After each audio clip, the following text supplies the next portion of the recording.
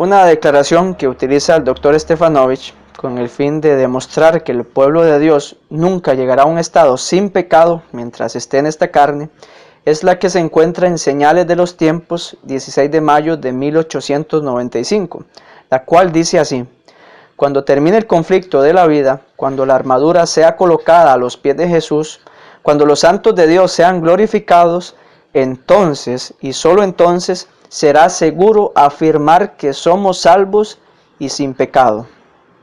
Está ahí la declaración. Como ya hemos visto, Elena G. de White presenta que Cristo se encarnó para enseñarnos, entre otras cosas, que se puede vivir sin pecado aquí y ahora.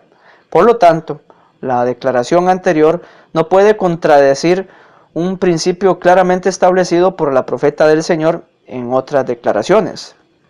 Al leer objetivamente la declaración en análisis, vemos que Elena G. de White en ningún momento enseña que nunca estaremos sin pecado en esta tierra, en relación con el carácter. Más bien, la declaración es una amonestación en contra de la presunción y el orgullo. Leamos la declaración en su contexto. Señales de los Tiempos, 16 de mayo de 1895, párrafo 4. Aquellos que presumen pensar que la ley de Dios ha sido eliminada y que ya no existe, han establecido un estándar imperfecto propio. Midiéndose a sí mismos por su propia norma finita, se declaran puros y perfectos. Satanás tiene una norma semejante, por la cual declara que es justo, pero estas normas falsas no pueden compararse con la norma infalible de justicia de Dios. Nadie que aprecie la veracidad de la ley de Dios reclamará para sí un carácter exaltado. Nuestra verdadera posición, y la única en la que hay seguridad, es la del arrepentimiento y la confesión de los pecados ante Dios. Sintiéndonos pecadores, tendremos fe en nuestro Señor Jesucristo, que es el único que puede perdonar la transgresión e imputarnos la justicia. Cuando vengan los tiempos de refrigerio de la presencia del Señor, entonces los pecados del alma arrepentida que hayan recibido la gracia de Cristo y haya vencido por medio de la sangre del Cordero, serán eliminados de los registros del cielo y serán colocados sobre Satanás, el chivo expiatorio, el originador del pecado, y no se recordarán más contra él para siempre. Los pecados de los vencedores serán borrados de los libros de registro, pero sus nombres serán retenidos en el libro de la vida. El testigo verdadero dice: el que venza será vestido con vestiduras blancas, y no borraré su nombre del libro de la vida, sino que confesaré su nombre ante mi Padre y ante sus ángeles. Cuando el conflicto de la vida termine, cuando la armadura sea depositada a los pies de Jesús, cuando los santos de Dios sean glorificados, entonces y solo entonces será seguro afirmar que somos salvos y sin pecado.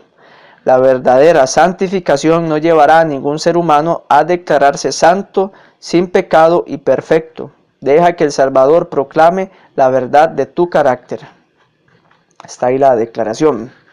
Como ya mencionamos, Elena G. de White en ningún lugar de la declaración menciona que no seremos sin pecado en esta tierra. Más bien, podemos apreciar que el testimonio es una amonestación dirigida a los que presumen que la ley de Dios ha sido eliminada, declarándose puros y perfectos, de acuerdo con su propia norma establecida. Ningún hijo de Dios, consciente de su naturaleza caída, pecaminosa, afirmará que es sin pecado, ya que sabe que dicha naturaleza en cualquier momento puede ceder al pecado si se desconecta del poder divino. El nacido de nuevo es consciente de que mientras esté al alcance de Satanás, éste podrá tentarle, y si cede a la tentación, pecará. Entonces, con esto en mente, podemos comprender que el sentido de la declaración en análisis gira en torno a una amonestación contra la presunción, el orgullo y un falso concepto de lo que es la santificación. Este sentido resulta claro cuando leemos la afirmación que aparece en la penúltima línea del párrafo que contiene la declaración de Elena G. de White, la cual dice así: la verdadera santificación no llevará a ningún ser humano a declararse santo, sin pecado y perfecto. Hasta ahí la declaración. El tema no es que no podemos ser sin pecado aquí y ahora, o que no podemos ser santos o perfectos. Ese no es el tema en la declaración bajo análisis. El tema es que no debemos caer en la presunción, en el orgullo. Nuestra mirada no debe estar puesta en nosotros, sino en Cristo. Cuando comprendemos correctamente el tema de la santificación y la justicia de Cristo, no queda lugar para la contemplación propia. Cualquier otra cosa que no sea mirar la hermosura de la justicia de Cristo resultará en vanidad. Por otro lado, resulta evidente que el tema de la declaración no es que no podemos vivir vidas sin pecado en esta tierra, por el hecho de que si ese es el sentido de la declaración, entonces tampoco podemos ser santos y perfectos en esta tierra. En otras palabras, si la interpretación dada por el Dr. Stefanovic de la declaración en análisis es correcta, entonces habría que admitir que el pueblo de Dios nunca llegará a ser santo o perfecto en esta carne. Semejante conclusión va en contra de lo que encontramos en la Biblia y en los escritos de Ellen G. White. Veamos algunos ejemplos de esto último mencionado. Salmo 16:3. Para los santos que están en la tierra y para los íntegros es toda mi complacencia. Efesios 1, versos 3 y 4. Bendito sea el Dios y Padre de nuestro Señor Jesucristo, que nos bendijo con toda bendición espiritual en los lugares celestiales en Cristo, según nos escogió en Él antes de la fundación del mundo, para que fuésemos santos y sin mancha delante de Él. Eventos de los últimos días, página 248. Si queréis ser santos en el cielo, primero debéis serlo en la tierra. Los rasgos de carácter que acariciáis en esta vida no cambiarán en virtud de la muerte o de la resurrección. Saldréis de la tumba con la misma disposición que manifestasteis en vuestro hogar y en la sociedad. Jesús no cambia el carácter en su venida. La obra de transformación debe hacerse ahora. Nuestra vida diaria determina nuestro destino. Debemos arrepentirnos de nuestros defectos de carácter y vencerlos mediante la gracia de Cristo.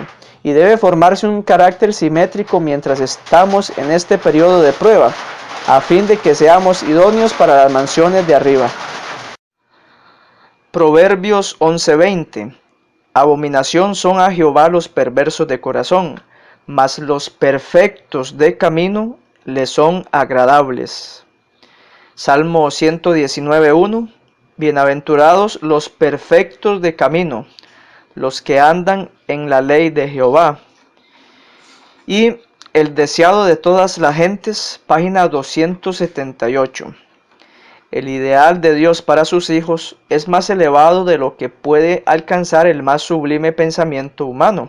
Sed pues vosotros perfectos, como vuestro Padre que está en los cielos es perfecto. Esta orden es una promesa. El plan de redención contempla nuestro completo rescate del poder de Satanás.